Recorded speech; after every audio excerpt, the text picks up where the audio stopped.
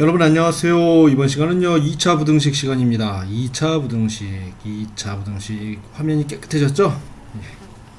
기술적으로 좀 한 단계 업그레이드 했습니다. 자, 2차 부등식의 문제를 한번 풀어보도록 하겠습니다. 부등식의 모든 항을 좌변으로 이항해 가지고 이렇게 되겠지. 그러니까 어쨌든 A는 0이 아니겠죠. A는 0이 아니고 A, B는 상수야. 그랬을 때 2차 부등식인데 우리가 여기서 제일 중요한 거는요 2차 부등식과 2차 방정식과 2차 함수를 여기에서 이렇게 왔다 갔다 하면서 자유자재로 해석을 하고 풀이를 할 수 있어야 우리가 2차 부등식이건 2차 방정식이건 2차 함수건 쉽게 해결을 할 수가 있다라는 얘기입니다. 알겠죠? 자, 보자. 일단 좌변으로 다 이렇게 해가지고 푸는데 이것도 우리가 절대값 할 때 절대값 x가 a보다 크다 그러면 여기에서 이 r을 붙여서 가의 범위, 그 다음에 절대값 x가 a보다 작다 그러면 무슨 범위? 사이 범위. 이렇게 해가지고 두 개의 범위를 가지고 문제를 풀었었죠. 얘도 마찬가지입니다. 2차도 마찬가지야. 왜? 2차 함수도 이렇게 아래로 볼록 위로 볼록 이렇게 볼록볼록한 그래프가 되니까요. 이런 2차 함수의 식이 0보다 크다 이렇게 돼 있으면요, 일단 이렇게 돼 있고 이게 x축이잖아. 이렇게 돼 있죠. 우리가 이렇게 돼 있으면 이건 무엇을 얘기하냐면요, 이 x축은 y는 0을 얘기하는 거야. 맞지? 그 다음에 요거는 2차 함수 y는 ax제곱 플러스 bx 플러스 c의 그래프를 얘기하는 거고요. 자, 이거에 만나는 교점, 이것과 이거 만나는 교점, 이 y에다 0을 넣었을 때 y에다 0을 넣었을 때 그럼 2차 방정식이 될 거 아니니? 2차 방정식으로 고쳤을 때 이 교점 x축 y는 0과의 교점, y에다 0을 넣었을 때 y는 0, y는 0과의 교점, 이걸 우리는 2차 방정식의 해라고 합니다. 그죠? 맞아요? 근데 얘가 0보다 크대. 그러면 이걸 y라고 하면 y는 0, x축 이 그래프하고 이 그래프를 비교하면 되잖아. 이 그래프를. 그치? 이 그래프는 x축이고 이 그래프는 2차 함수의 그래프니까 여기에서 0보다 큰 쪽은 요거를 얘기하는 거 아니야. 그런데 우리가 이 부등식의 해는요 x의 범위를 보는 거니까 이 x축 수직선에서 보면 요렇게 되는 범위가 되는 거죠. 그죠? 이렇게. 맞냐? 무슨 범위? 가의 범위가 되는 거야. 그러니까 우리가 할 건 뭐야? 이 2차 방정식을 풀고 이거의 x절편 구한 다음에 x절편 두 개 구한 다음에 이게 가의 범위인지 사이 범위인지만 해결하면 되는 거야. 확인하면 되는 거죠. 그죠? 반대로 이렇게 돼 있으면 이 사이 범위가 되는 거죠. 그죠? 맞아?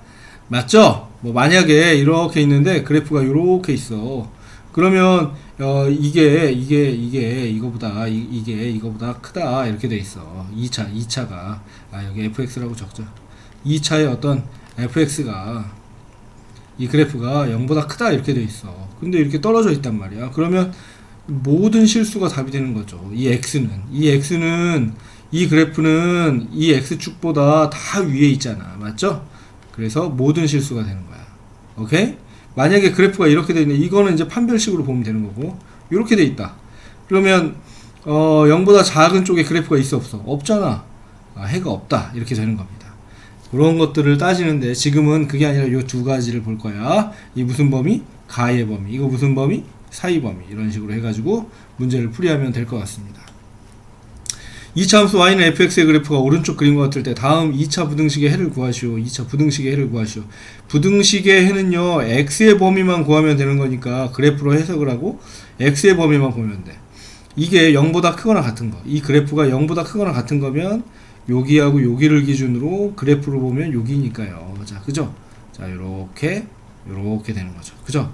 x는 무슨 범위? 가의 범위. 마이너스 1 작은 거보다 작거나 같고, 또는 x는 3보다 크거나 같다. 이렇게 되겠죠. 그죠? 또 fx가 0보다 작은 범위. fx가 0보다 작다는 건 이 그래프가 y는 0. 이거는 이게 y잖아. y는 fx잖아. 이 그래프가 y는 0. x축보다 밑에 있는 거. 요거잖아. 요거. 그죠? 그러면 얘는 빵꾸뽕 는이 없으니까 요 사이 범위가 되겠죠. 무슨 범위? 사이 범위. 그렇죠? 그래서 마이너스 1과 x는 3 사이의 범위가 된다. 이런 식으로 부등식의 해를 구할 수가 있겠습니다.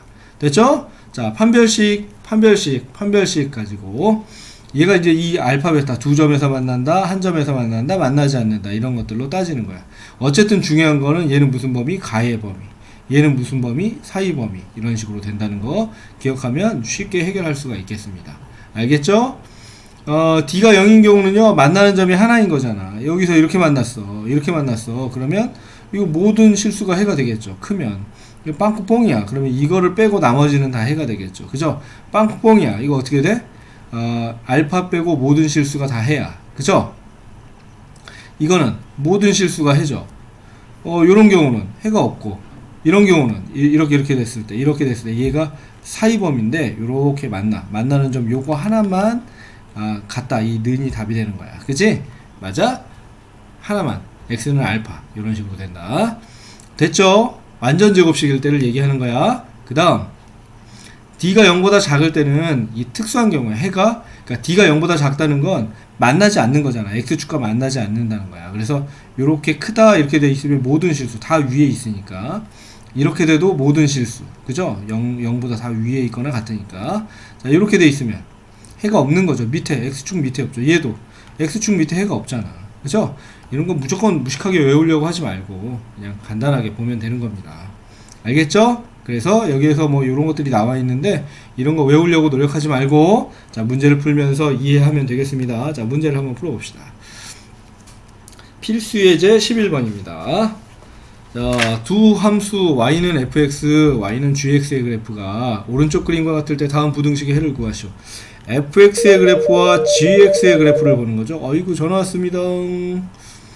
fx 그래프는 아래로 볼록한 그래프고요. gx는 위로 볼록한 그래프인데 gx의 그래프가 xf의 그래프보다 위에 있는 부분, gx가 위에 있는 부분, 요거잖아, 요거. 요 부분이 fx보다 위에 있는 gx 아니니? 맞아? 그때의 x값, 그때의 x의 범위가 부등식의 해가 되는 거야. 그때 x의 범위가 이 0보다 크고 0보다 크고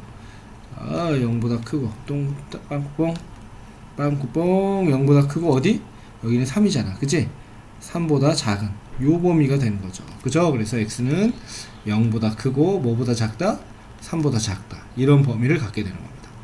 자, 이거는 무슨 얘기야? fx, gx를 곱해서 양수라는 건 둘의 부호가 어떻다는 거야? 둘의 부호가 같다. 이런 경우야.